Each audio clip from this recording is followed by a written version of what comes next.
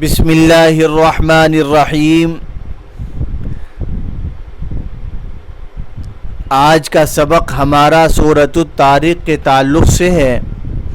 سورۃ الطارق میں اللہ رب العزت والجلال نے کیا ارشاد فرمایا اور امت مسلمہ کو کیا پیغام دیا ہے، کیا تعلیم دی ہے، کیا سبق دیا ہے، اسی کے تعلق سے مفسرین حضرات یہ فرماتے ہیں کہ اللہ رب العزت والجلال نے اس صورت کے اندر بہت کچھ فرمایا ہے، انسان کی زندگی کو جھنجھوڑا ہے، سمجھایا ہے، بتایا ہے کہ انسان کی زندگی کہاں سے شروع ہوتی ہے اور انسان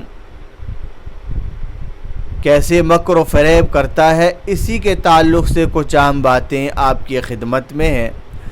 فرمائے کہ اللہ تبارک و تعالی نے شروع آیات میں سورۃ الطارق کی شروع آیات میں ابتدائی آیات میں قسمیں کھائی ہیں، یعنی کہ قسم ہے آسمان کی اور طارق کی۔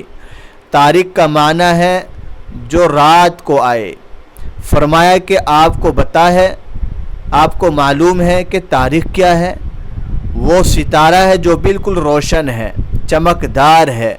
اللہ رب العزت والجلال نے قسمیں کھا کر بتایا کہ انسان پر ایک نگراں فرشتہ مقرر ہے، اس کی نگرانی کرتا ہے، اس کی دیکھ بھال کرتا ہے، اس کی صبح سے لے کر شام تک اور شام سے لے کر صبح تک اس کے جو احوال ہیں، اس کے جو اعمال ہیں، اس کے جو کام کاج ہیں، اعمال صالحہ، اعمال سیئہ، ان تمام اعمالوں کی وہ فرشتہ نگرانی کرتا ہے۔ اس کے اعمال کو لکھتا رہتا ہے یا اس کی حفاظت کرتا رہتا ہے۔ یہ اللہ رب العزت والجلال کی جانب سے یہ بندے پر اللہ کی جانب سے مقرر ہے، اس کی حفاظت کرتے ہیں، اس کی دیکھ بھال کرتے ہیں۔